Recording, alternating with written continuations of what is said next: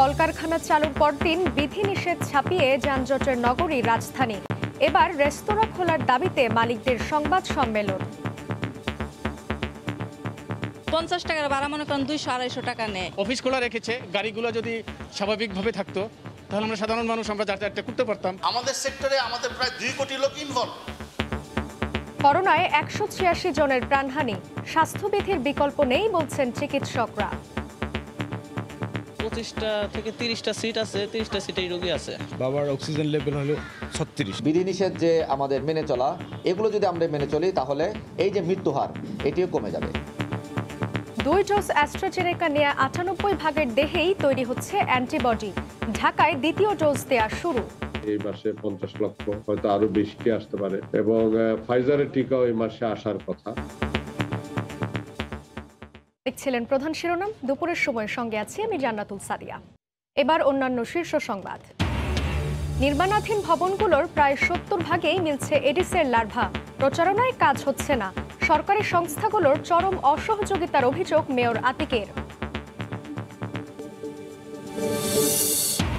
ভারত থেকে বিশেষ ট্রেনে দেশে এসেছে 200 মেট্রিক টন মেডিকেল অক্সিজেনের চতুর্থ চালান। সিরাজগঞ্জে আনলোডের পর সরবরাহ হবে হাসপাতালে। এবং পাল্টে যাচ্ছে গাজীপুর, ছোট বড় 42টি বাইপাস সড়কের নির্মাণযোগ্য। আগামী বছর শেষ হলে আশপাশের সঙ্গে কমবে দূরত্ব, দূর হবে ভোগান্তি।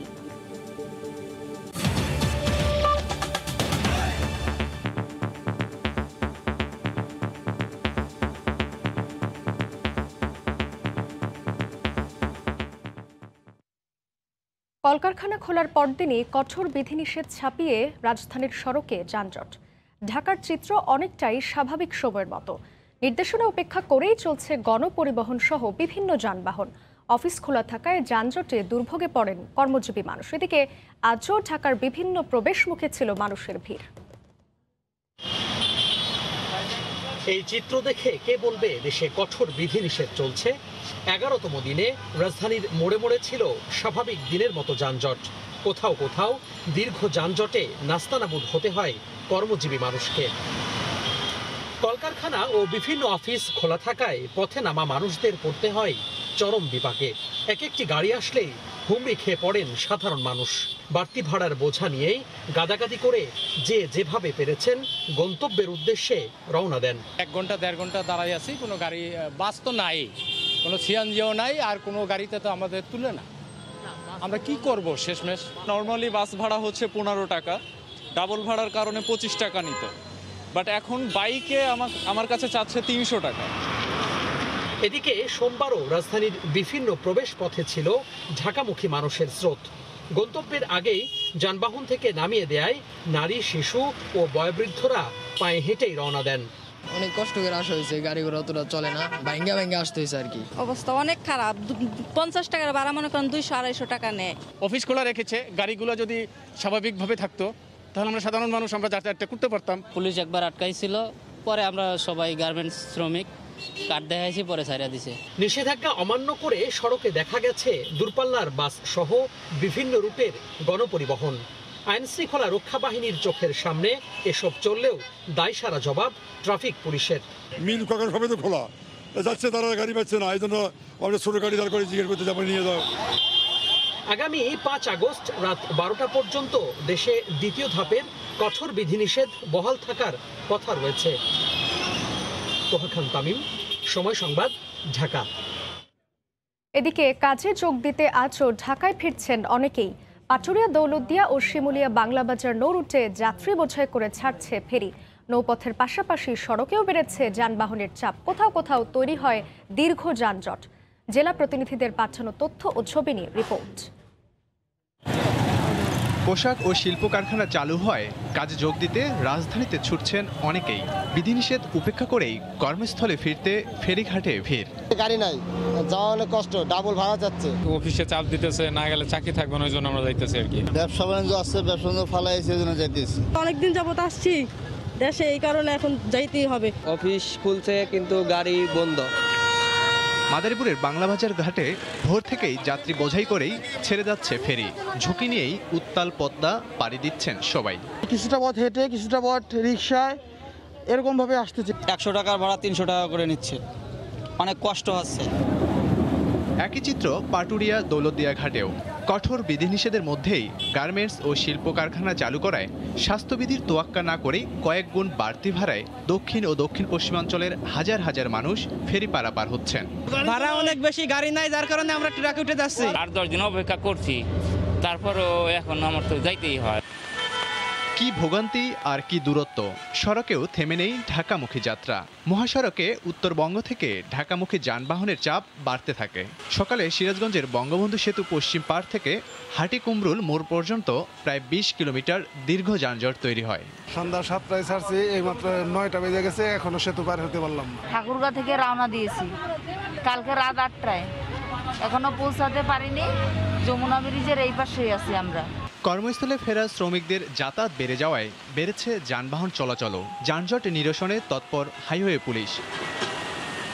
লাবিব হাসান, সময় সংবাদ। এদিকে কঠোর বিধিনিষেধ শেষে স্বাভাবিক নিয়মে রেস্তোরাঁ খোলার দাবি জানিয়েছে বাংলাদেশ রেস্তোরাঁ মালিক সমিতি। সকালে ঢাকা রিপোর্টার্স ইউনিটিতে সংবাদ সম্মেলনে সংগঠনের মহাসচিব জানান, 80% রেস্তোরাঁ বন্ধ হওয়ার পথে। দীর্ঘদিন বন্ধ থাকায় 80 থেকে 90 হাজার কোটি টাকা ক্ষতি হয়েছে বলে দাবি করে সমিতি। চলমান 2 সপ্তাহের কঠোর বিধিনিষেধ শেষ না হতেই 1 আগস্ট থেকে খুলে দেওয়া হয়েছে পোশাক কারখানা। এরপরই দোকানপাট খুলে দেওয়ার দাবি ওঠে দোকান মালিক সমিতির পক্ষ থেকে।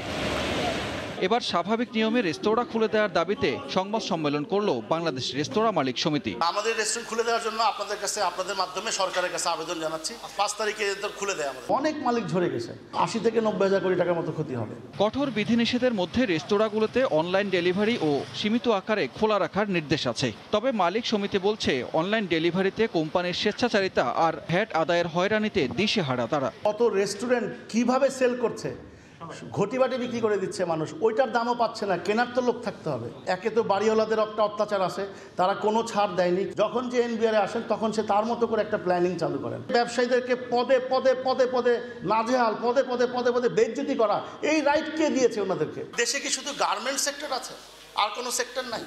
আমাদের সেক্টরে আমাদের প্রায় 2 কোটি লোক ইনভলভ।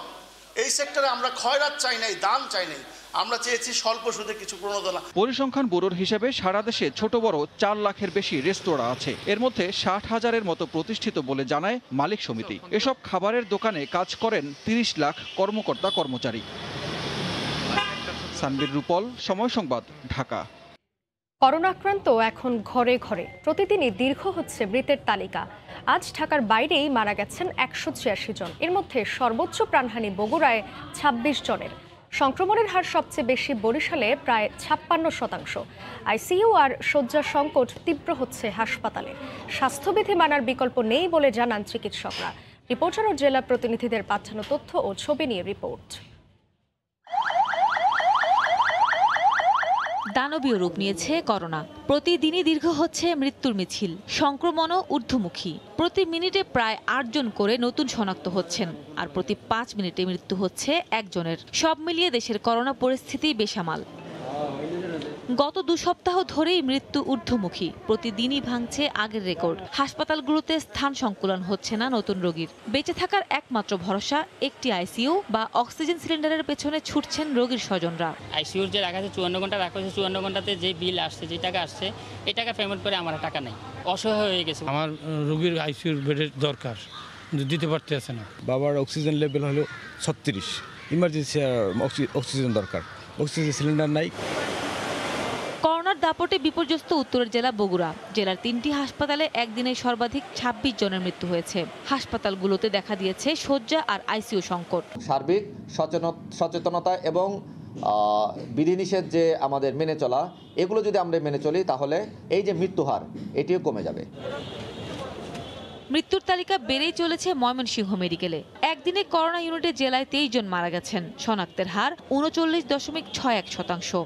এখনো অনেক সিরিয়াল আছে, অনেক। এত মহামারী অবস্থায় বরিশাল শেরেবাংলা মেডিকেল কলেজ হাসপাতালের করোনা ইউনিটে 23 জন মারা গেছেন। 24 ঘন্টায় আক্রান্তের হার সর্বোচ্চ 55.85%। এ অবস্থায় স্বাস্থ্যবিধি মানার বিকল্প নেই বলছেন চিকিৎসকরা। ডেল্টা ভেরিয়েন্টটা বিভিন্ন উপসর্গ নিয়ে আসে।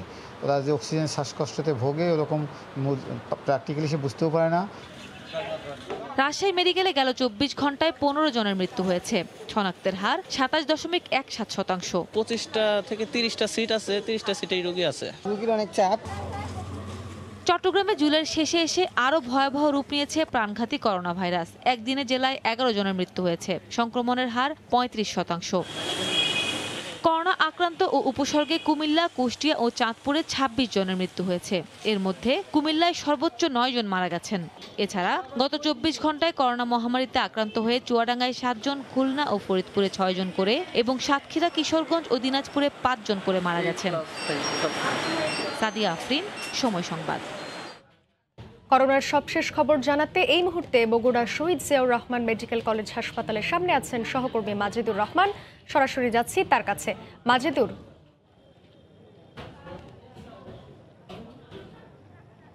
সাদিয়া, আপনি জানেন যে বগুড়াতে দিনের পর দিন কিন্তু মৃত্যুর সংখ্যা বাড়ছে এবং মৃত্যুর মিছিলটা কিন্তু দীর্ঘতর হচ্ছে। আজকে যে মৃত্যু হয়েছে গত 24 ঘন্টা, সেই মৃত্যু 26 জন এখানে মৃত্যুবরণ করেছেন। 26 জন এখানে মৃত্যুবরণ করেছেন। এর মধ্যে আমি যে হাসপাতাল যেটি রয়েছি, অর্থাৎ বগুড়া শহীদ জিয়াউর রহমান মেডিকেল কলেজ হাসপাতাল, সেই হাসপাতালে 12 জনে এখানে মৃত্যু হয়েছে করোনা এবং করোনা উপসর্গ নিয়ে। আর এখানে সবগুলো মিলে 3টি হাসপাতাল এখানে রয়েছে। করোনা বিশেষজ্ঞ যে হাসপাতালগুলো রয়েছে, এই 3টি হাসপাতালে কিন্তু 26 জনের মৃত্যু হয়েছে এবং যে সেই শনাক্ত সংখ্যা কিন্তু বাড়ছে। কখনো এখানে মৃত্যুর সংখ্যা বাড়ছে, কখনো কমছে। সব মিলে সেটি হলো কখনোই কিন্তু 12 থেকে 15 জনের নিচে কিন্তু মৃত্যু নামছে না। গত 7 দিনে যদি আমরা এখানে পরিসংখ্যান দেখতে পাই, সেখানে প্রত্যেক দিনে যদি গড়ে ধরা যায় যে 15 জনে এখানে মৃত্যু হচ্ছে এবং এখানে যে সেই শনাক্ত সংখ্যাটাও কিন্তু বাড়ছে।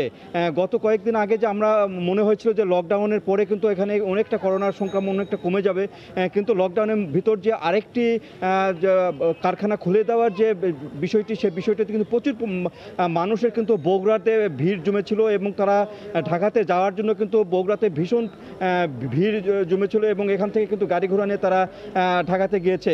ফলে যে এখানে যে গ্যাদারিং, এখানে যে একত্রিত হওয়া মানুষের মধ্যে যে মাস্কবিহীন ঘোরাফেরা, সেই ঘোরাফেরার কারণে কিন্তু মৃত্যুর সংখ্যাটা কিন্তু বেড়ে চলছে। এবং এখানে ডাক্তাররা যেটা বলছেন যে মৃত্যুর যে বর্তমানে যে পরিসংখ্যান, সেই পরিসংখ্যান যদি আরও বাড়ে এবং শনাক্তটা যদি আরও বেড়ে যায়, তাহলে তারা কিন্তু উপজেলা পর্যায়ে যে হাসপাতালগুলো রয়েছে সেখানে তারা ব্যবস্থা করবে।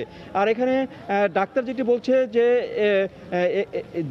গ্রাম থেকে যে রুগীগুলো এখানে আসছে, সেই রুগীগুলো কিন্তু বেশিরভাগই 50 থেকে 60, 70, 80 বয়সের রুগীগুলো এবং এই রুগীগুলো কিন্তু বিভিন্ন রোগে আক্রান্ত, আগে ছিল নিউমোনিয়া সহ বিভিন্ন রোগে আক্রান্ত হওয়ার কারণে যদি এই কোভিড-19 যদি তাদেরকে আক্রান্ত করে এবং খুব তাড়াতাড়ি তারা এই অক্সিজেনটা ফল করে এবং তারা কিন্তু এখানে এসে মৃত্যুবরণ করেন। আর এখানে যে সংকট, সেটি হলো আইসিইউ সংকটটা এখানে দেখা দিয়েছে। অক্সিজেনের যে সংকট ছিল সেটা কেটে যাওয়ার পরে কিন্তু আইসিইউ যে সংকটটা, সেই সংকটটা কিন্তু এখনও রয়ে গেছে। সব মিলে যেটি বলা যায় যে এখানে যে করোনার যে ঊর্ধ্বমুখী যে বিষয়টি, সেই বিষয়টি কিন্তু বগুড়াতে বিদ্যমান রয়েছে। তো এই ছিল আমার কাছে সর্বশেষ বগুড়া থেকে সাদিয়া। করোনা পরিস্থিতির সবশেষ খবর জানাতে বগুড়া থেকে যুক্ত ছিলেন সহকর্মী মাজেদুর রহমান। দীর্ঘ অপেক্ষার পর ঢাকায় আজ থেকে আবারও দেয়া হচ্ছে অ্যাস্ট্রাজেনেকা টিকার দ্বিতীয় ডোজ। তবে প্রথম দিন রাজধানীর কয়েকটি কেন্দ্রে এসে ফিরে যেতে হয় টিকা প্রত্যাশীদের। ছিল সমন্বয়হীনতার অভিযোগ। এদিকে বঙ্গবন্ধু শেখ মুজিব মেডিকেল বিশ্ববিদ্যালয়ের গবেষণায় জানা গেছে, দেশে 2 ডোজ অ্যাস্ট্রাজেনেকা গ্রহণকারীদের 98 ভাগের দেহে অ্যান্টিবডি তৈরি হয়েছে। কাটল অনিশ্চয়তা। দীর্ঘ প্রতীক্ষার পর মিলছে অ্যাস্ট্রাজেনেকা টিকার দ্বিতীয় ডোজ। প্রায় সবারই পার হয়েছে প্রথম ডোজ নেওয়ার পর নির্ধারিত 2 মাস, কারো বা 4 মাস। অবশেষে বহু কাঙ্ক্ষিত দ্বিতীয় ডোজ পেয়ে স্বস্তির প্রকাশ টিকাগ্রহীতাদের। সকালে এসেছি, 9টার সময় এসে আমরা দেখলাম যে দ্বিতীয় ডোজ দেওয়ার পরিকল্পনা চলতেছে। আমরা এন্ট্রি করার পর যথা টাইমে আসার পরে সাথে সাথে ওনারা দিয়ে দিছে। টেনশন করছিলাম যে দিতে পারে কিনা, কিন্তু অনেক ভালো লাগছে। তবে উল্টো চিত্র দেখা গেছে বিভিন্ন কেন্দ্রে। অ্যাস্ট্রাজেনেকার দ্বিতীয় ডোজ শুরুর প্রথম দিনে সমন্বয়হীনতার ছাপ বেশ স্পষ্ট। সরকারি ঘোষণার পরও রাজধানীর কোনো কেন্দ্রে শুরু হয়নি দ্বিতীয় ডোজ প্রদান। আমি আসছি কুমিল্লা থেকে, এসে যদি দেখি এই অবস্থা, তো আমি আমার ব্যাক করতে হবে কুমিল্লায়।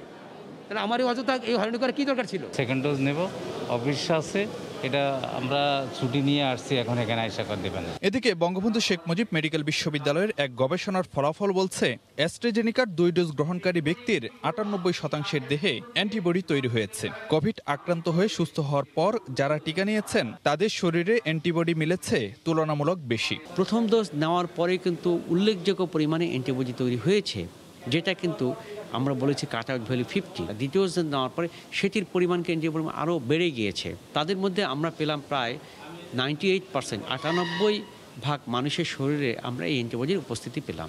জটিল রোগে আক্রান্তদের ক্ষেত্রেও অ্যান্টিবডি তৈরিতে তেমন কোনো পার্থক্য দেখা যায়নি গবেষণায়। ফারুক ভিয়া, রবিন, সময় সংবাদ, ঢাকা। সিনোফার্ম ফাইজার মিলে চলতি মাসেই আরও 50 লাখ টিকা দেশে আসবে। এছাড়া আগামী বছর জনসন অ্যান্ড জনসনের 7 কোটি টিকা পাবে বাংলাদেশ, এমনটাই জানালেন স্বাস্থ্যমন্ত্রী। তবে পররাষ্ট্রমন্ত্রী বলছেন জনসন অ্যান্ড জনসনের টিকার দাম বেশি হওয়ায় এই টিকা পেতে আরও অনেক সময় লাগবে। চীনের সঙ্গে যৌথভাবে টিকা উৎপাদনে এখন শুধু চুক্তি সইয়ের অপেক্ষা বলেও জানান মন্ত্রী। চলতি বছর জানুয়ারিতে অক্সফোর্ড অ্যাস্ট্রাজেনেকার ফর্মুলায় ভারতের সেরাম ইনস্টিটিউটে উৎপাদিত কোভিশিল্ড টিকা দিয়ে দেশে শুরু হয় টিকাদান কার্যক্রম। কিন্তু টিকা সংকটে প্রায় 2 মাস বন্ধ থাকলেও সিনোফার্ম ও মডার্না আসতে শুরু করার পর জুলাইয়ে পুরোদমে শুরু হয় আবারও টিকাদান। সোমবার এক ভার্চুয়াল অনুষ্ঠানে যুক্ত হয়ে স্বাস্থ্যমন্ত্রী জানান চলতি মাসেই নতুন করে আসছে 50 লাখ টিকা। জনসন অ্যান্ড জনসনের টিকা নেওয়ারও আমরা প্রতিশ্রুতি আমাদের কাছে চেয়েছিল, আমরা দিয়েছি। সেখানেও প্রায় 7 কোটি টিকা, সেটা আগামী বছরে। এই মাসেও সিনোফার্মে টিকা আসবে, অ্যাস্ট্রাজেনিকা টিকা আসবে। আমাদের কনফার্মলি আছে এই মাসে 50 লক্ষ, হয়তো আরো বেশি আসতে পারে। এবং ফাইজারের টিকাও এই মাসে আসার কথা। তবে ভিন্ন কথা বললেন পররাষ্ট্রমন্ত্রী। সোমবার রাষ্ট্রীয় অতিথি ভবন পদ্মায় চীনা রাষ্ট্রদূতের সঙ্গে বৈঠক শেষে সাংবাদিকদের তিনি বলেন, দাম বেশি হওয়ায় 1 ডোজের টিকা জনসন অ্যান্ড জনসন এখনও আসেনি কোভ্যাক্সের আওতায়। চীনের সঙ্গে যৌথভাবে টিকা উৎপাদন এখন সময়ের ব্যাপার মাত্র বলেও জানান তিনি। জনসন অ্যান্ড জনসন যেটা শুনলাম, প্রতিটা ভ্যাকসিনের দাম $82। হ্যাঁ, সেই জন্য বোধহয় যারা আমাদের দান করতেছেন ওইটা কিনতেছেন না, এই জন্য পাঠাচ্ছেন না। তবে তারা নিশ্চয়ই কিনবেন, কারণ কোম্পানিগুলোকে জিয়ে রাখতে হবে। তো তখন হয়তো কিছু দান করবেন। ইনসেপ্টটা বাল্ক আনবে, এনে লোকালি বটলিং, লেবেলিং, ফিনিশিং এইসব কাজ করবে। আমার আশা যে এটা যে কোনো মুহূর্তে শুড বি ডান। সই করার পরেও মাস 2 লাগবে। দেশে গত 6 মাসে টিকা নিয়েছেন 1,34 লাখের বেশি মানুষ। শাতিলা শারমিন, সময় সংবাদ, ঢাকা। ডেঙ্গু প্রসঙ্গ। রাজধানীর নির্মাণাধীন ভবনের প্রায় 70 ভাগেই মিলছে এডিসের লার্ভা। চিরুনি অভিযানে গিয়ে দেখা গেছে ভয়াবহ এ চিত্র, কাজে আসছে না প্রচারণাও। এই অবস্থায় হতাশা জানিয়ে সরকারি সংস্থাগুলোর চরম অসহযোগিতার অভিযোগ করেছেন উত্তরের মেয়র।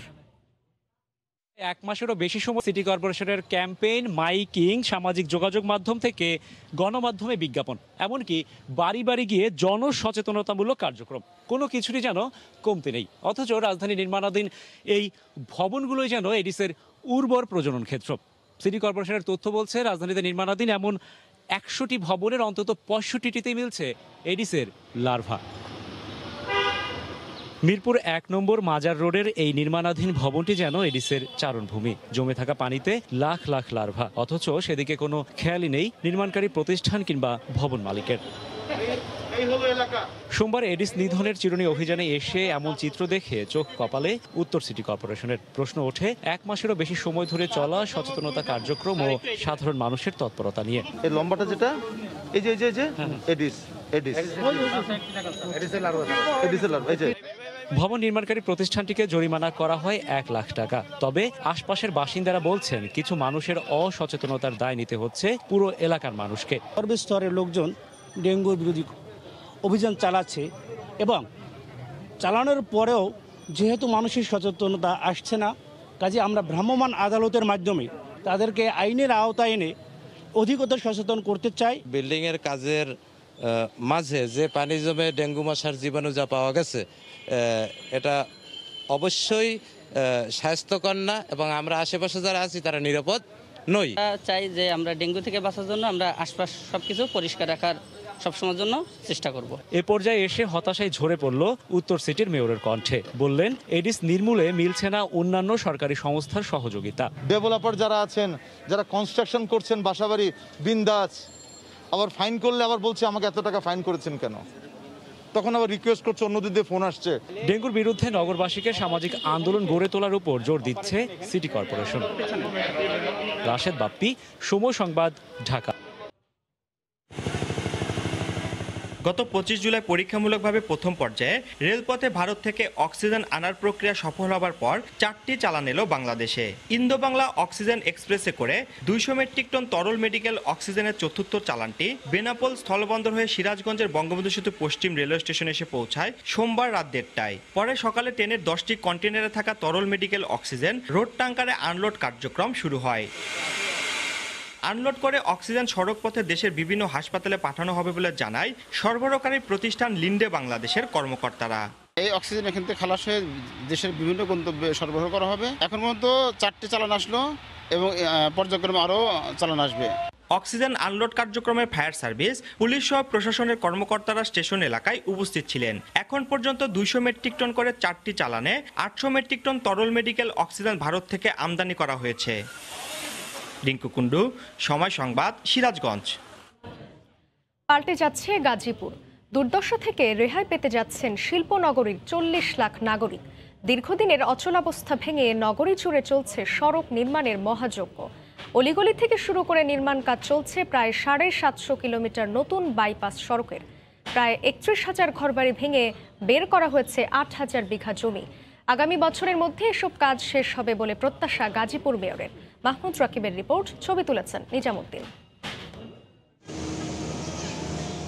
কয়েক মাস আগেও ছিল 15 থেকে 20 ফুট গভীর বিল বা ডোবা। সেখানে ইট, মাটি ও বালু ফেলে করা হয়েছে প্রায় 15 কিলোমিটার দীর্ঘ ও 60 ফুট প্রশস্ত সড়ক। এখন চলছে রোলার দিয়ে শেষ মুহূর্তের গাঁথুনি।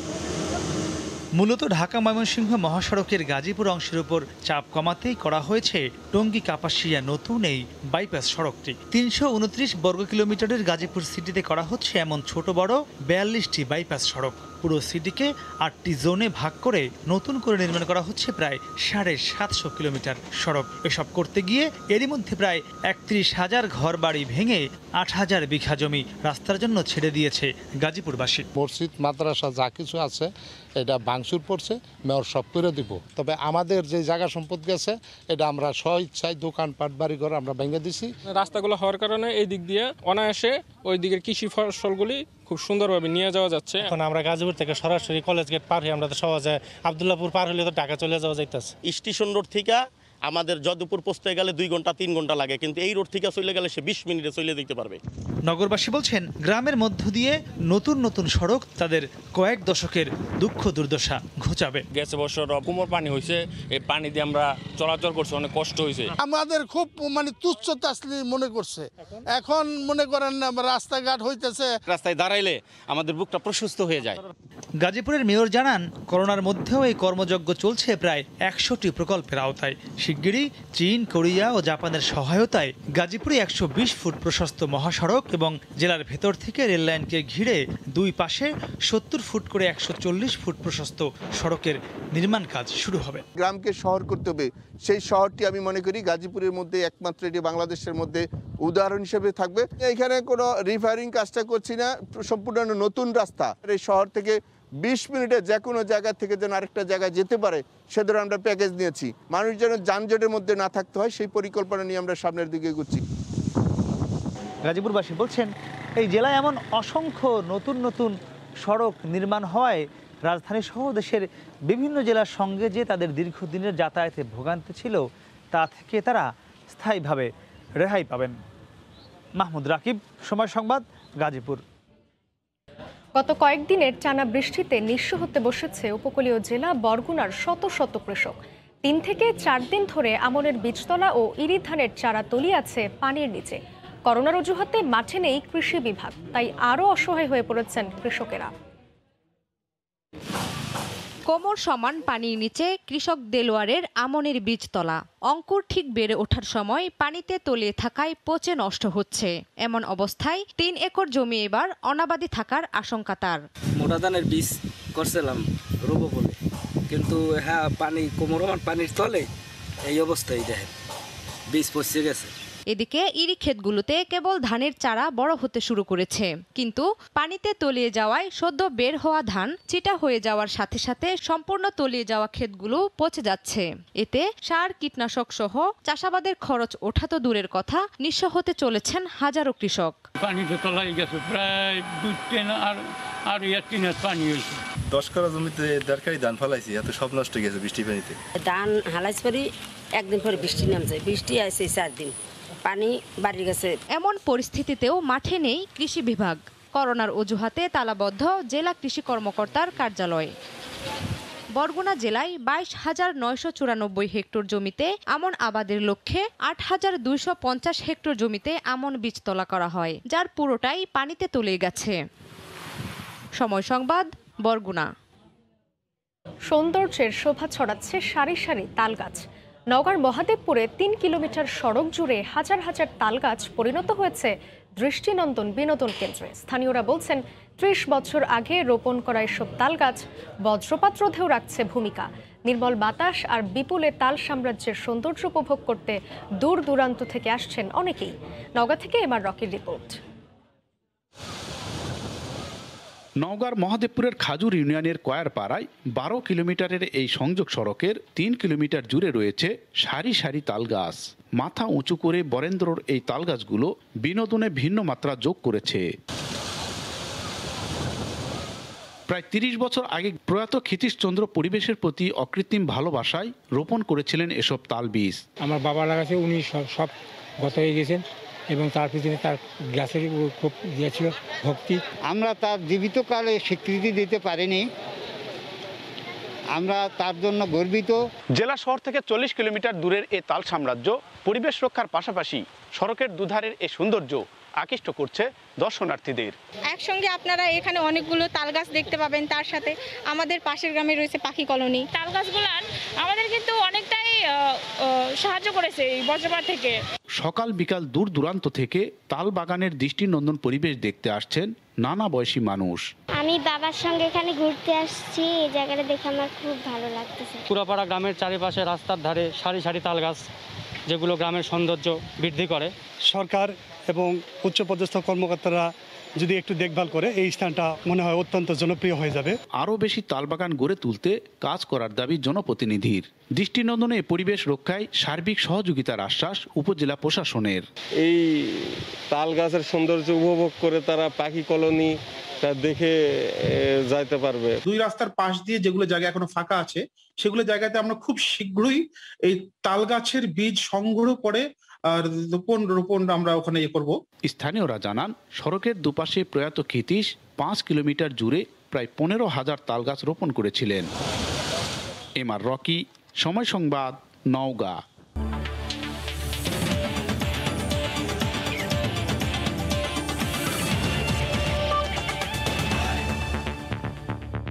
কাল 5 ম্যাচ সিরিজের প্রথম টি20তে বাংলাদেশের মুখোমুখি হবে অস্ট্রেলিয়া। এই ম্যাচ সামনে রেখে আজ অনুশীলন করেছে অজিরা। বিকেলে অনুশীলন করবে বাংলাদেশ দল। এই মুহূর্তে মিরপুরে আছেন রিপোর্টার মাকসুম আলম খান। সবশেষ খবর জানতে সরাসরি যাচ্ছি তার কাছে। মাকসুম, সাদিয়া অনুশীলনের কথা বলছিলেন। অস্ট্রেলিয়া ক্রিকেট দল সকাল 10টা থেকে অনুশীলন করে এখন থেকে প্রায় 2.5 ঘন্টা আগে তারা টিম হোটেলে ফিরে গেছে। আর বাংলাদেশ দল এখন থেকে আরও 1 থেকে 1 ঘন্টা পর আবারও এখানে চলে আসবে। দ্বিতীয় দিনের অনুশীলন, কোয়ারেন্টাইন পর্ব শেষে তাদের দ্বিতীয় এবং সিরিজের আগে শেষ অনুশীলনে নামবে। 4টা থেকে তাদের অনুশীলন করার কথা, 4টা থেকে 7:30 পর্যন্ত তাদের অনুশীলন করার কথা। যেহেতু আগামীকাল এবং এই পুরো সিরিজটাই আসলে সন্ধ্যা 6টা থেকে প্রত্যেকটা ম্যাচ শুরু হবে, সেজন্য ফ্ল্যাড লাইটের আলোয় তারা অনুশীলনটা আজকে সারতে চাইছে। আর যে উইকেটটা দেখছেন এখন ঢাকা আছে, এই উইকেটগুলোর মধ্যে 3 নম্বর উইকেটটাতে খেলা হবে বলে আমরা জানতে পেরেছি। সাধারণত একটু পরপরই আসলে এই কিছুদিন যাবৎ টানাই আসলে একটু পরপর বৃষ্টি হচ্ছে, তো এই বৃষ্টির কারণে উইকেটটা এখন ঢাকা আছে। এই ম্যাচেও কিন্তু বৃষ্টির একটা প্রভাব থাকতে পারে এই সময়টায়, যেহেতু বৃষ্টি হচ্ছে। আর বৃষ্টি হলে খেলা কার্টেল ওভারে চলে যেতে পারে এবং বৃষ্টির কারণে ওয়েদারে যে একটা আর্দ্রতা থাকে সেইটার কারণে উইকেটটাও একটু ডিফারেন্ট আচরণ করতে পারে, বল একটু দেরিতে ব্যাটে আসবে, যার কারণে অস্ট্রেলিয়াও কিন্তু এইটা নিয়ে আসলে একটু তাদের সাবধানে হওয়ার জায়গা আছে, কারণ তারা সাধারণত একটু ফাস্ট পিচে খেলে থাকে। বাংলাদেশ এখান থেকে একটা সুবিধা নিতে পারে তাদের হোম কন্ডিশনের, একটু স্লো উইকেট যেটাতে খেলে তারা সাধারণত ঘরোয়া ক্রিকেটে অভ্যস্ত। তো দু দলের প্রস্তুতির খবর বলবো, আজকে অস্ট্রেলিয়া ক্রিকেট দল দীর্ঘ সময় তাদের যে বোলাররা আছে, তাদের যে স্পিন বোলাররা আছে তাদের বিপক্ষে নেটে প্র্যাকটিস করেছে। জাম্পাকে দেখেছি, সোয়েপসনকে দেখেছি এবং অ্যাস্টন এগার সহ তারা দীর্ঘ সময় আসলে নেটে বোলিং করেছেন এবং তাদের ব্যাটসম্যানরা স্পিন বোলারদের খেলার চেষ্টা করেছেন, কারণ যেটা বলছিলাম যে বাংলাদেশের স্পিনারদের নিয়ে আসলে তাদের একটা বড় দুশ্চিন্তার জায়গা রয়েছে। এছাড়া প্রেস কনফারেন্সে তাদের এখন এই সিরিজে যিনি দায়িত্বে আছেন, অধিনায়কের দায়িত্বে ম্যাথিউ ওয়েড, তিনি কথা বলেছেন। যদিও এই সিরিজ নিয়ে খুব একটা কথা না বললেও এই সিরিজটাতে যে তারা পরীক্ষা নিরীক্ষা চালাবে সেটা একটা ইঙ্গিত তারা পাওয়া গেছে। ওপরের সারির ব্যাটসম্যান হয়তো একটু নিচে নেমে ব্যাটিং করবেন, যাতে করে বিশ্বকাপের জন্য তাদের একটা প্রস্তুতি, বিশ্বকাপের জন্য একটা টিম কম্বিনেশন সাজিয়ে নিতে পারেন। এই মুহূর্তে বাংলাদেশ দলের অধিনায়ক মাহমুদুল্লাহ রিয়াদ কথা বলছেন এবং 4টার দিকে তারা অনুশীলনে আসবেন। সাদিয়া, দু দলের প্রস্তুতির এই ছিল আমার কাছে সবশেষ খবর। মিরপুর থেকে যুক্ত ছিলেন রিপোর্টার মাকসুম আলম খান। দুপুরের সময়ের শীর্ষ সংবাদ জানিয়ে দিচ্ছি আরেকবার। কলকারখানা খুলতেই বিধিনিষেধ ছাপিয়ে যানজটের নগরী ঢাকা। করোনায় 186 প্রাণহানি। অ্যাস্ট্রাজেনেকার দ্বিতীয় ডোজ দেওয়া শুরু। 7 আগস্ট থেকে টিকা পাবেন অন্তঃসত্ত্বারা। নির্মাণাধীন ভবনগুলোর প্রায় 70 ভাগেই মিলছে এডিসের লার্ভা। প্রচারণায় কাজ হচ্ছে না। সরকারি সংস্থাগুলোর চরম অসহযোগিতার অভিযোগ মেয়র আতিকের।